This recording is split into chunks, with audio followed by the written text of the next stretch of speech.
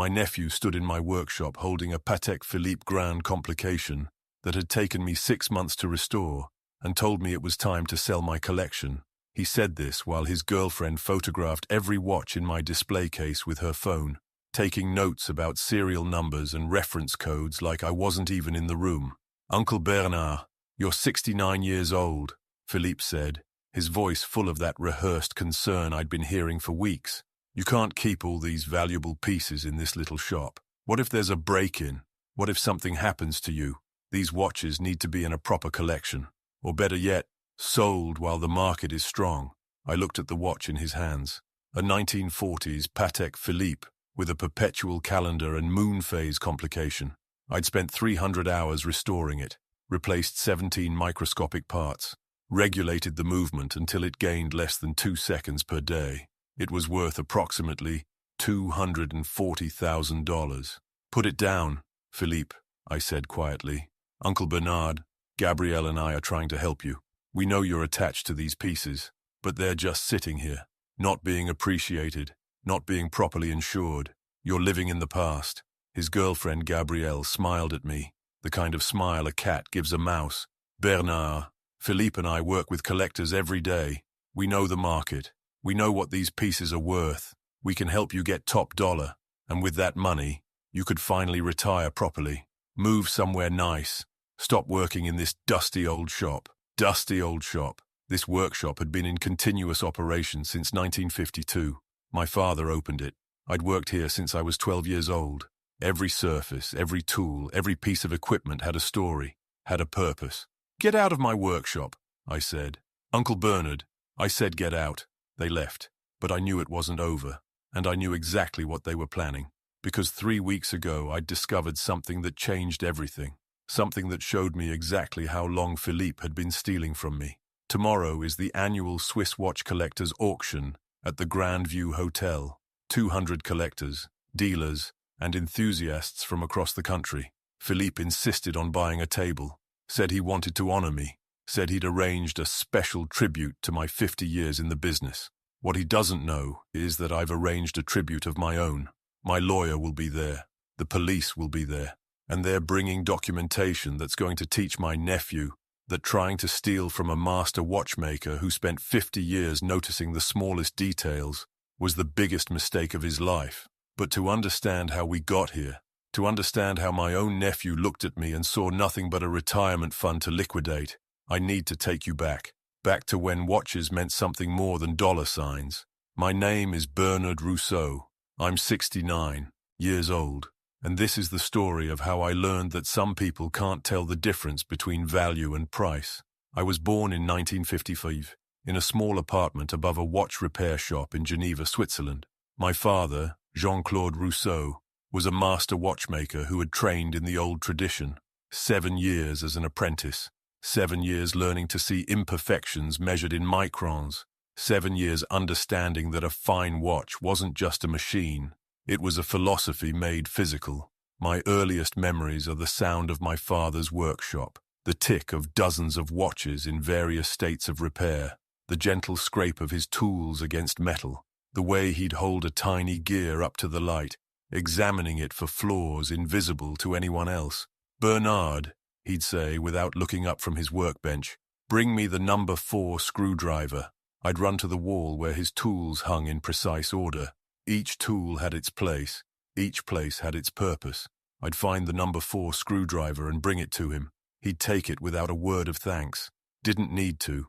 The fact that he trusted me to bring him the right tool, that was thanks enough. My father wasn't a warm man. Never hugged me. Never said, "I love you." But he taught me everything. How to read the language of gears and springs. How to know by sound if a balance wheel was true. How to respect time itself. "Bernard, you must understand something," he told me when I was 10 years old. "A watchmaker is not someone who fixes broken things. A watchmaker is someone who helps time continue. Time never stops. We just make sure it's measured properly." I started working in the shop when I was 12. After school, weekends, summers. While other boys played football, I learned to work with loops and tweezers. While they went to dances, I learned to adjust hairsprings. By the time I was 16, I could service any watch my father could service. In 1969, the quartz crisis hit Switzerland. Suddenly, cheap electronic watches from Japan were flooding the market. Accurate, affordable, disposable. The old mechanical watches seemed obsolete overnight. Half the workshops in Geneva closed. My father's business dropped by 60%. "Papa, maybe we should start selling quartz watches too," I suggested. I was 14. I didn't understand yet. My father looked at me with disappointment I'd never seen before. "Bernard, we are not merchants. We are artisans. Anyone can sell a quartz watch.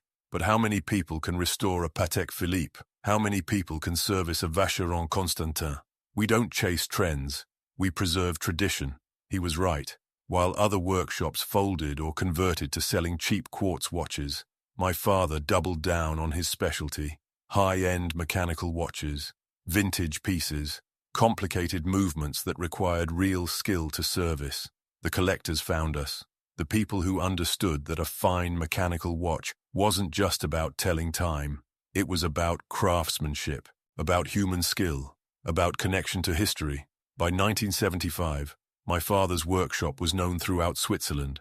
Collectors would send him pieces from around the world: a Breguet pocket watch from 1820, a Patek Philippe perpetual calendar from 1950, pieces worth more than most people's houses.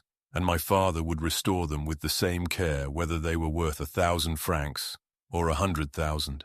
I apprenticed under him officially starting in 1973.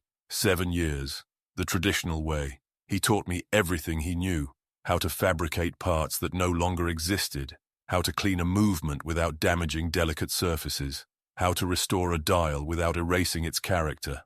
"Bernard, remember this always," he told me during my apprenticeship. "A watch is a machine, yes, but it's also a story.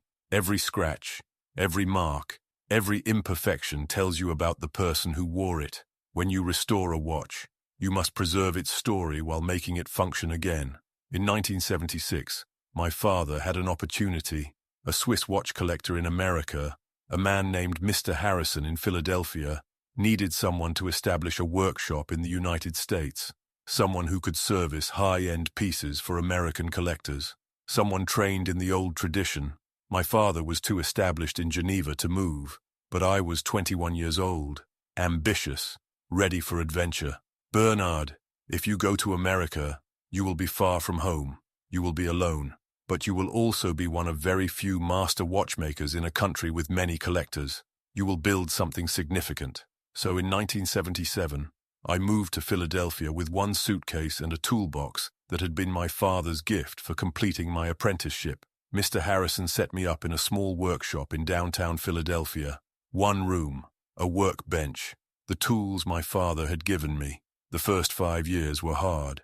Americans didn't understand mechanical watches the way Europeans did. They wanted cheap, accurate quartz watches. They couldn't understand why someone would pay $300 to service a watch when they could buy a new one for $50. But slowly, I built a reputation. The collectors found me. The people who inherited their grandfather's Rolex. The people who bought a vintage Omega and needed it restored. The people who understood quality. I met Catherine in 1982. She came into my workshop with a lady's Cartier tank watch that had belonged to her grandmother. The watch hadn't run in 15 years. 3 other watchmakers had told her it was beyond repair. I examined it carefully. The movement was damaged, yes, but not beyond repair. It would take me 3 months. I'd have to fabricate several parts by hand, but I could save it. "How much will it cost?" she asked. $800. She started crying right there in my workshop. "I can't afford that, but this watch is all I have of my grandmother. She wore it every day of her life."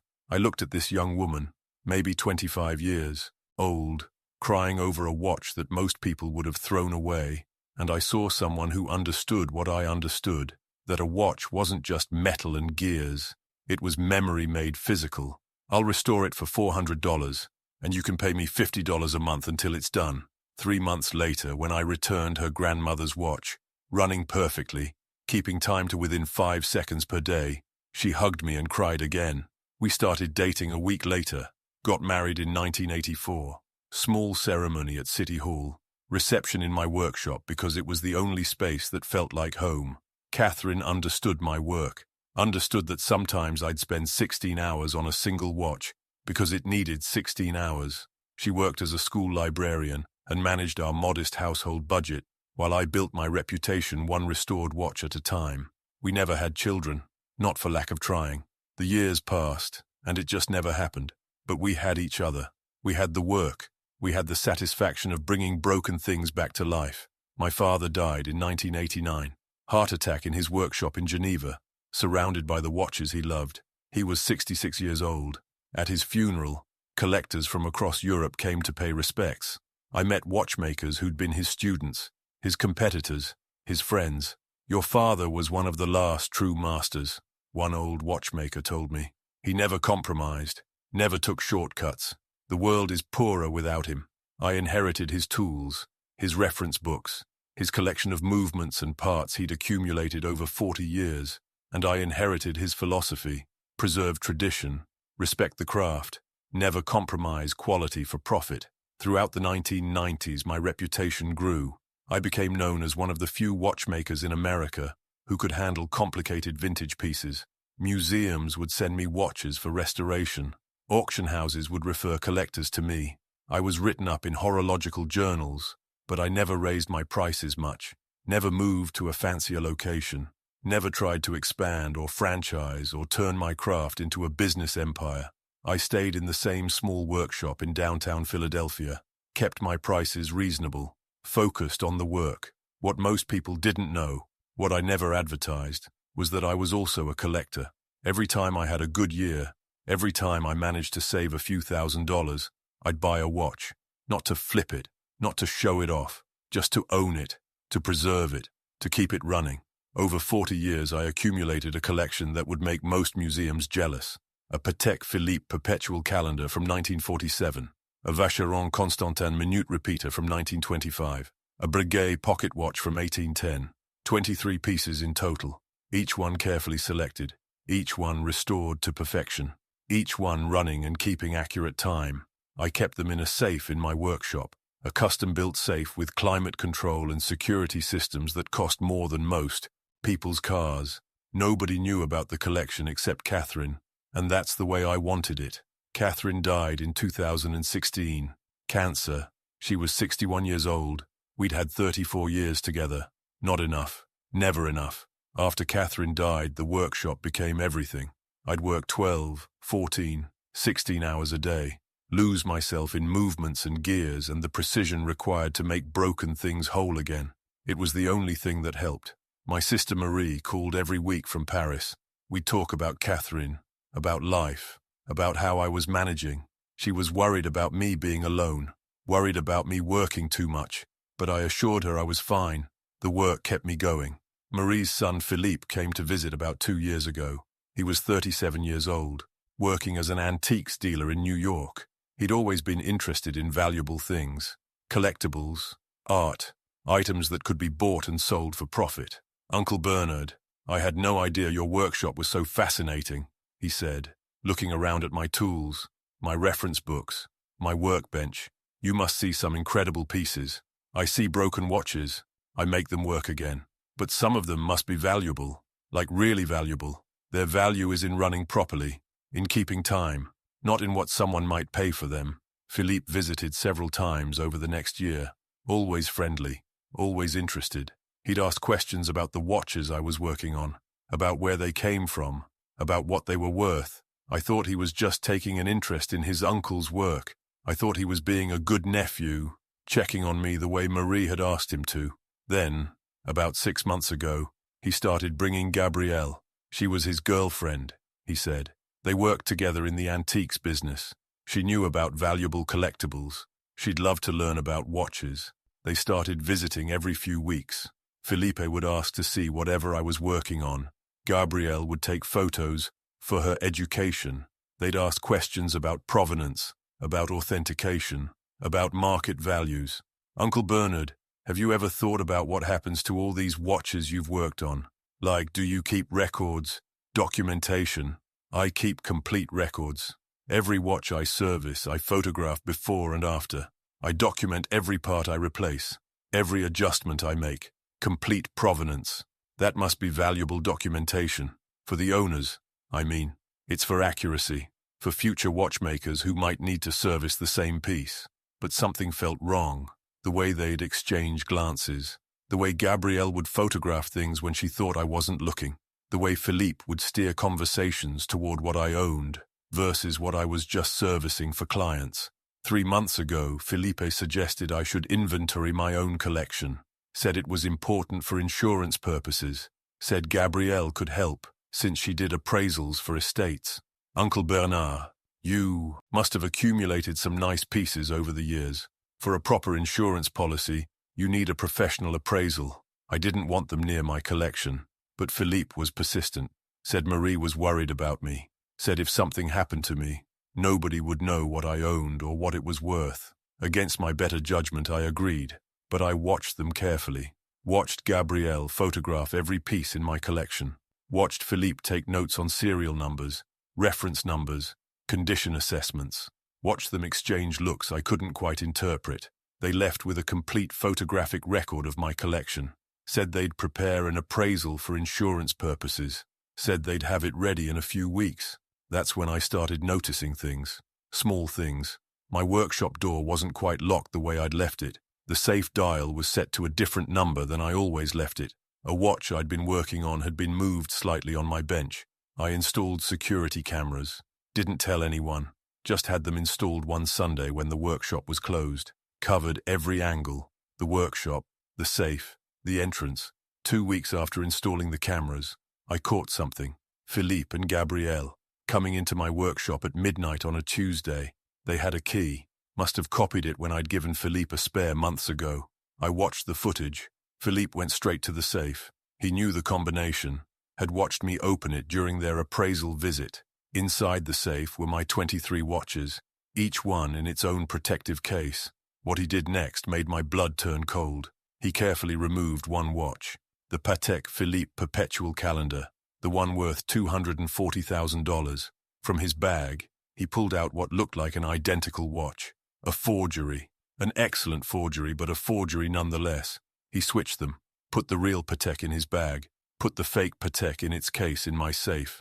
Then he closed the safe, and they left. I sat in my apartment watching that footage until 3 in the morning. Then I checked the safe. The fake Patek was there. At first glance, it looked perfect. Same weight, same size, same appearance. But I'd spent 300 hours restoring the real Patek. I knew every scratch, every mark, every microscopic detail. This was a fake, an expensive, professional fake, but a fake nonetheless. I didn't confront Philippe, not yet. Instead, I started checking my other watches more carefully, using my loupes, examining details that most people would never notice. Over the next week, I discovered that 7 of my 23 watches were forgeries.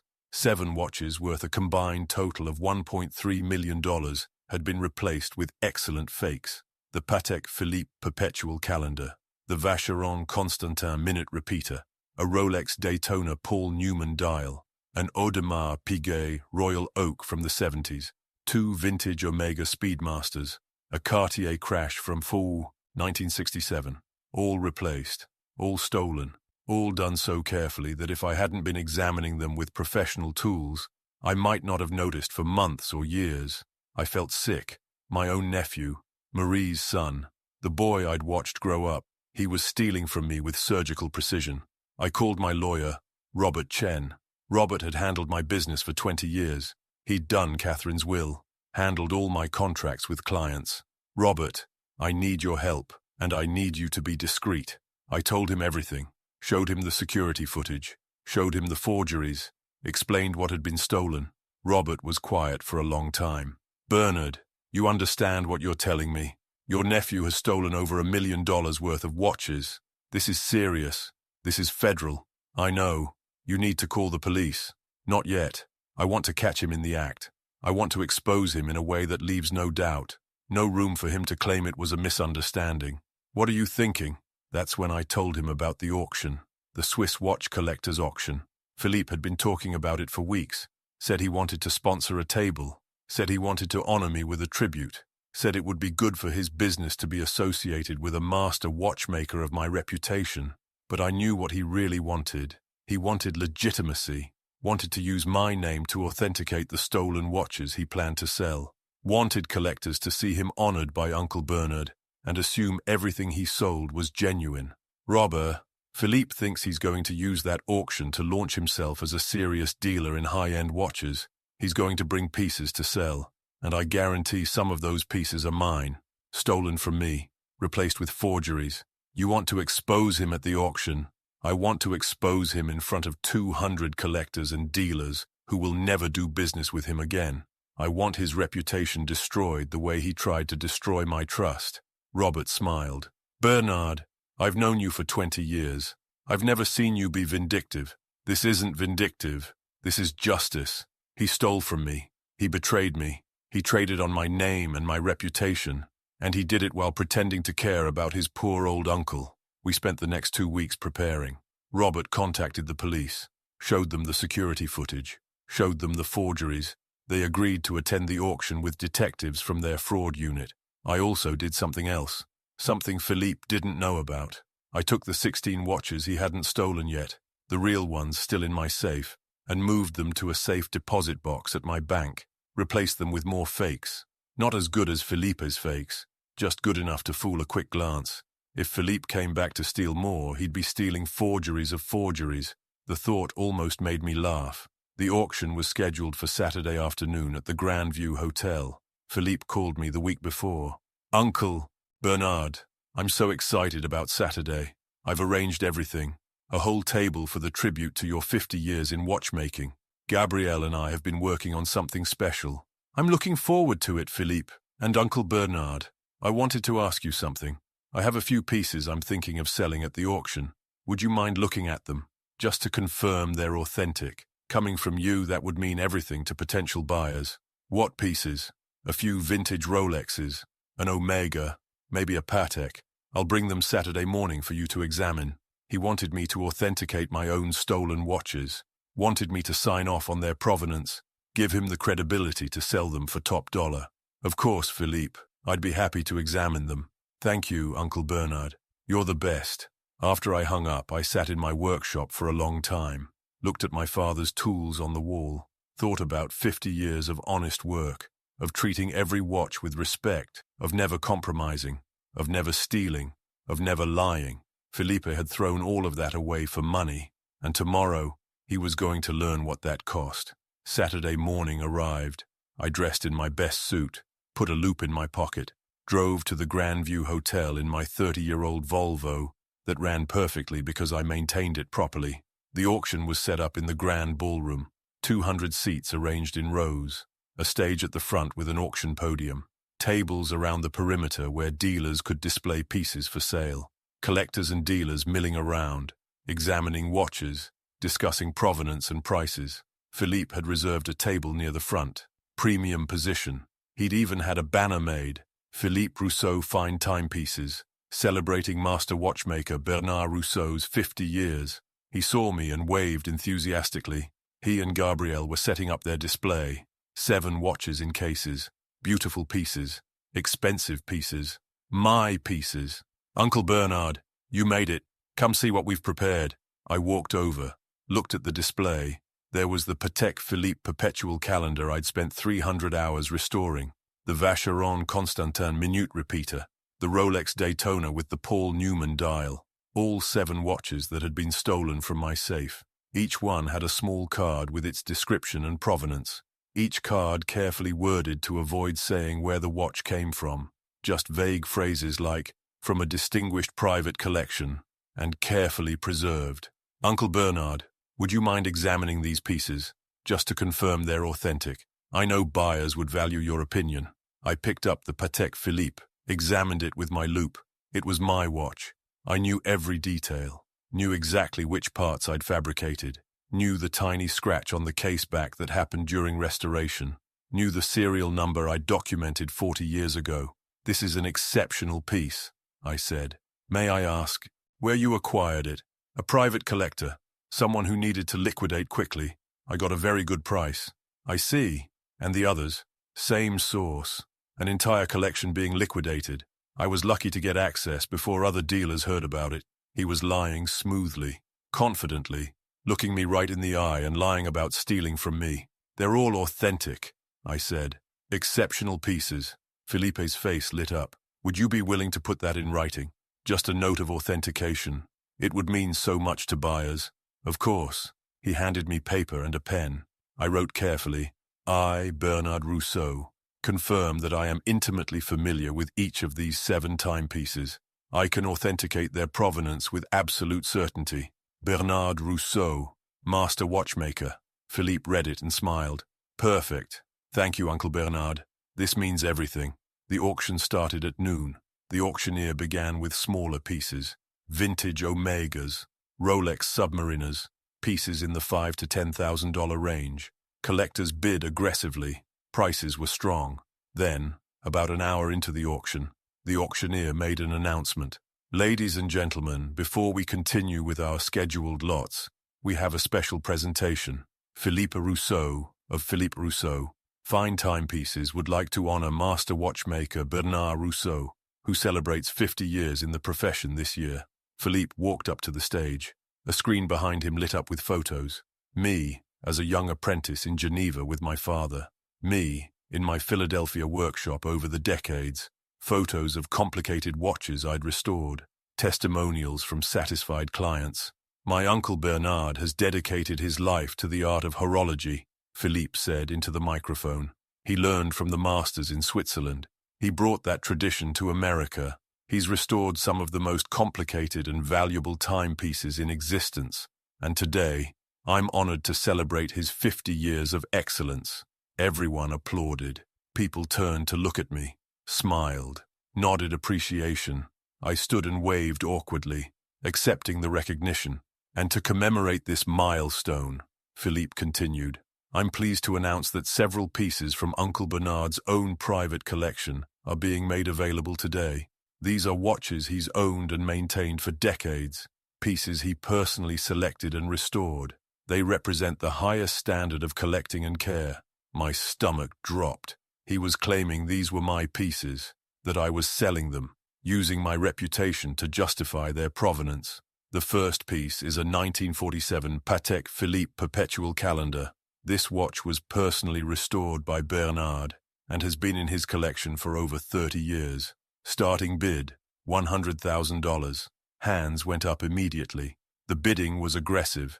Collectors wanted a watch from Bernard Rousseau's personal collection, wanted something the master had owned and maintained. The Patek sold for $220,000. Philippe looked thrilled. That's when I stood up. "Excuse me, I need to say something." The auctioneer looked confused. "Mr. Rousseau, we'll have time for more remarks after—" "No, I need to speak now." I walked to the stage. Philippe's face went pale. He stepped back from the microphone. I stood at the podium and looked out at 200 faces. "My name is Bernard Rousseau. I am a master watchmaker. I have worked in this profession for 50 years, and I need to tell you something about the 7 watches that are being sold today in my name." The room went completely silent. 3 months ago, my nephew Philippe asked to inventory my personal collection for insurance purposes. I allowed him access to my safe. What I didn't know was that he had copied my key and learned my safe combination. Philippe was shaking his head, trying to interrupt, but I kept talking. Over the following weeks, Philippe returned to my workshop late at night. He removed 7 watches from my collection and replaced them with excellent forgeries. These 7 watches, the ones being sold today, the ones he claims are from my personal collection. He's correct. They are from my collection. They were stolen from my collection. The room erupted, people shouting, Philippe trying to deny everything, the auctioneer calling for order. Robert Chen stood up from his seat in the back, walked to the stage with a briefcase. Behind him, 2 men in suits, police detectives. "Ladies and gentlemen," Robert said, taking the microphone, "I'm Robert Chen, Mr. Rousseau's attorney. What Bernard just told you is completely accurate and documented. We have security footage of Philippe Rousseau entering Bernard's workshop and stealing these watches. We have authentication reports proving the watches in Bernard's safe are forgeries, and we have serial numbers matching these 7 pieces to Bernard's documented collection." He opened his briefcase, pulled out photos, documentation. reports from forensic watch authenticators, the security footage on a tablet showing Philippe switching the watches. One of the detectives stepped forward. Philippe Rousseau, you're under arrest for grand larceny. You have the right to remain silent. Philippe's face crumbled. Uncle Bernard, please. This is a misunderstanding. I was going to tell you. I was going to give them back. I just needed money. I have debts. Gabrielle and I were going to pay you back from the proceeds. You replaced them with forgeries. You were going to let me live the rest of my life thinking I still owned them. You were going to sell them using my name for authentication. And you were never going to tell me. Gabrielle was crying. We didn't mean for it to go this far. It started as just borrowing one piece. We were going to return it, but then we needed more money, and the forgeries were so good, and we thought you'd never notice. The detectives led, Philippe away in handcuffs. Gabrielle followed, not arrested, but clearly implicated. The ballroom was chaos. Collectors angry they'd almost bought stolen property. Dealers distancing themselves from Philippe. The auction house representatives trying to restore order. Robert walked over to me. Bernard, you okay? I'm fine. Is it done? It's done. Philippe will face federal charges for the theft, grand larceny, wire fraud for attempting to sell stolen property across state lines. He's looking at 5 to 10 years. And the watches? They're evidence now. You'll get them back eventually, but it'll take time. I nodded, looked at the 7 watches on Philippe's table. My watches, stolen from me by someone I'd trusted, someone I'd thought cared about me. Henderson, a collector I'd done work for over the years, came over. Bernard, I'm so sorry this happened to you. Your nephew seemed like such a nice young man. He seemed like a lot of things. The collection he stole must have been worth millions. I looked at Henderson, decided to tell him something nobody else knew. Those 7 watches, worth about 1.3 million. But Henderson, I own 23 pieces total. The other 16 are safe, hidden. Philippe only got 1/3 of my collection. My God. Bernard, I had no idea you were a serious collector. Nobody did. And that's how I wanted it. The auction continued after a 30-minute break. The mood was subdued, but business carried on. That's what collectors do. They keep going. I sat in my seat and watched lot after lot sell. Watched the passion and dedication of people who understood that these mechanical marvels were more than just timekeeping devices. They were art. They were history. They were human achievement made physical. After the auction ended, several collectors came up to me, wanted to know if I was okay, wanted to express their support, wanted to tell me that Philippe had approached them before the auction, trying to sell pieces privately, and they'd almost bought them. I'm glad you exposed him before we gave him our money, one collector said. He seemed legitimate, using your name, showing photos with you. We trusted him because we trust you. That's what hurt most. Philippe had weaponized my reputation, used the trust I'd built over 50 years as a tool to commit fraud. I drove home that night to my small apartment, sat in my living room, looked at the photo on my mantel, Catherine and me on our wedding day, young, hopeful, building a life together. She would have been heartbroken about Philippe, would have tried to understand how he'd gone so wrong, would have wanted to forgive him, but she wasn't here, and I had to handle this alone. My phone rang. Marie, calling from Paris. Someone at the auction had already told her what happened. Bernard, I just heard. I can't believe it. Philippe, my son. I'm sorry, Marie. Don't apologize. I'm the one who should apologize. I asked him to check on you, to make sure you were okay after Catherine died, and he used that to rob you. It's not your fault. He's my son. I raised him. Somewhere I failed. You didn't fail, Marie. Philippe made his own choices. Bad choices. But his choices, not yours. We talked for an hour. She cried, told me she'd pay me back somehow. I told her that wasn't necessary. The watches would be recovered. Philippe would face justice. That was enough. After we hung up, I sat in silence for a long time, thought about 50 years of work, of building a reputation one watch at a time, of never compromising, of never stealing, of doing things the right way. Philippe had tried to take that from me, had tried to use my name to legitimize theft, but he failed, because the collectors knew me, trusted me, believed me when I told them the truth. That's what 50 years of honest work earns you. Trust that can't be stolen.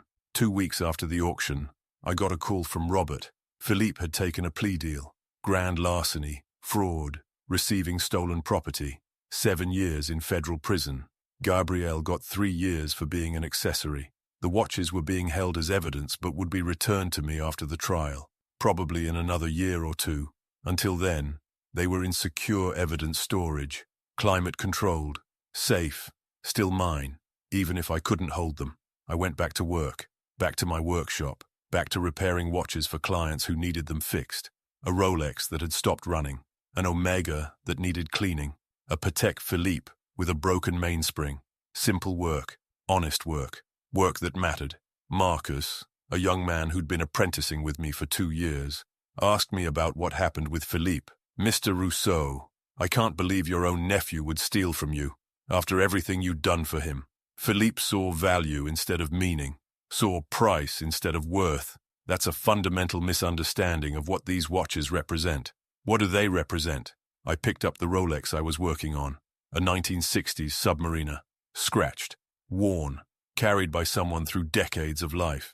They represent time, not just the measurement of time, but time itself. Every watch has a history. Every scratch tells a story. Every mile on the odometer represents a life lived. When Philippe looked at my collection, he saw dollar signs. When I look at my collection, I see history preserved. I see craftsmanship honored. I see time itself made visible. Marcus nodded. I think I'm starting to understand. Good. Then you're learning to be a watchmaker, not just a mechanic. I'm 69 years old now. Still working. Still repairing watches. Still preserving time. Felipe is in federal prison. He'll be there for at least 5 more years. Marie writes to him, but I don't. Some betrayals are too deep to forgive. Maybe that makes me hard. Maybe it makes me realistic. Either way, it's how I feel. The watches were returned to me 8 months after the trial. All 7 pieces. The police had kept them as evidence. But once Philippe's appeals were exhausted, they released them back to me. I examined each one carefully, looked for damage, for mishandling, but they were fine. The police had stored them properly. I put them back in my safe, added them to the 16 pieces that Philippe never found. 23 watches again, complete collection, worth approximately $4.2 million now. The market had gone up during the time they were held as evidence. But I don't think about the value. I think about the stories. The 1947 Patek Philippe perpetual calendar that survived World War II. The Vacheron Constantin minute repeater that was made before airplanes existed. The Breguet pocket watch that was old when my grandfather was young. These pieces will outlive me, will outlive everyone alive today. And that's what makes them significant. Not their price, their permanence. Marcus asked me last month what would happen to my collection when I die. Mr. Rousseau, you don't have children. You don't trust Philippe. What happens to all of this? I'd been thinking about that question for a while. Had been working with Robert on updating my will. The collection goes to 3 places. The Patek Philippe and the Vacheron Constantin go to the Smithsonian. They'll be displayed, preserved, studied. The public should see what craftsmanship looks like. And the others, 10 pieces, go to auction. The proceeds establish a scholarship fund for young watchmakers who want to learn the traditional way. Swiss training, apprenticeships, the old methods. That's 22 pieces. What about the 23rd? I smiled. The 1965 Rolex Submariner, the first complicated watch I ever restored on my own. That one goes to you. Marcus's eyes went wide. Mr. Rousseau, I can't accept that. It's worth $50,000. It's worth more than that. But its value isn't the point. You've been with me for 3 years now. You show up every day. You ask good questions. You respect the work. You're learning not just how to fix watches, but why it matters. That's rare. That deserves recognition. I don't know what to say. Say you'll keep learning. Say you'll preserve the tradition. Say you'll teach someone else someday. I will. I promise. We worked in comfortable silence for a while. Him learning, me teaching, the way it had been done for centuries, the way my father taught me, the way I'm teaching him. Last week, something unexpected happened. A package arrived at my workshop. No return address. Just my name and address in handwriting I didn't recognize. Inside was a letter and a small wooden box. The letter was from Gabrielle. She'd served her 3 years in prison. Got out 6 months ago. Was working as a clerk in a department store. Trying to rebuild her life. Bernard, I know I have no right to contact you. I know you probably never want to hear from me again. But I needed to tell you something. I've spent every day of the last 3 years thinking about what I did, about how I helped Philippe steal from you, about how I betrayed your trust. I was greedy. I was stupid. I was wrong. I'm not asking for forgiveness. I'm just asking you to know that I understand what I did was unforgivable. The box contains something that belongs to you, something Philippe had that the police never found. I wanted to return it. I opened the box. Inside was a small pocket watch, a Breguet from 1825, one of the rarest pieces in existence. I'd never seen this watch before, didn't own it, didn't know where it came from. Then I understood. This was a piece Philippe had acquired somewhere, maybe stolen from someone else, maybe bought with money from selling my watches before he got caught. Either way, it was a watch that didn't belong to him, and Gabrielle was returning it to me because she didn't know what else to do with it. I called Robert. I need you to research something. I need to know if there are any reports of stolen watches matching this description. It took him 2 weeks, but he found it. The Breguet had been stolen from a private collection in Boston 3 years ago. The owner had died shortly after the theft. His family had given up hope of ever recovering it. I contacted them through Robert, told them I had their watch, explained how I'd gotten it. They were shocked, grateful, couldn't believe it had been found. The family insisted on paying me a reward. I refused. Instead, I asked them to donate it to the scholarship fund I was setting up. They agreed. $10,000 toward training the next generation of watchmakers. I kept Gabrielle's letter, put it in the drawer with all my important documents, not because I forgave her, but because it represented something important, the possibility of redemption, the chance to make things right, even after making them very wrong. I don't know if I'll ever respond to her letter. Probably not. Some things can't be fixed by apologies, but I acknowledge that she tried. That counts for something. Not much, but something. The scholarship fund is almost complete. Robert is finalizing the legal structure. When I die, the 10 watches will be sold through Sotheby's. The proceeds will fund apprenticeships for young watchmakers who want to train in Switzerland the traditional way. 7 years, learning from masters, preserving a craft that's been passed down for centuries. It's not about the money. It's never been about the money. It's about ensuring that 50 years from now, 100 years from now, there are still people who can restore a Patek Philippe, who can service a Vacheron Constantin, who understand that these mechanical marvels are more than just machines. Marcus will carry on the work after I'm gone. He's already good enough to handle most repairs. In a few more years, he'll be better than I am. Younger eyes, steadier hands, and he has something I never had at his age. He has a master who tells him he's doing good work, who encourages him, who says he's proud of his progress. I think about my father sometimes, about how he never told me he was proud of me, how I had to hear it from Henderson at his funeral, how I spent 50 years wondering if I'd ever measured up. I won't do that to Marcus. I tell him when he does good work. I tell him when I'm proud of his progress. I tell him he has talent, because those words matter, because people need to hear them. Yesterday, I was working on a complication, a minute repeater that needed adjustment. Marcus was watching, taking notes, asking questions. Mr. Rousseau, how do you know exactly where to make the adjustment? The tolerances are so small. Experience. I've adjusted hundreds of these. My hands know what my eyes can barely see. Will I ever be that good? I looked at him. This young man who dedicated 3 years to learning a dying art, who showed up every day, who asked the right questions, who cared about the work. You'll be better. You're already more skilled than I was at your age. You ask better questions. You think more carefully.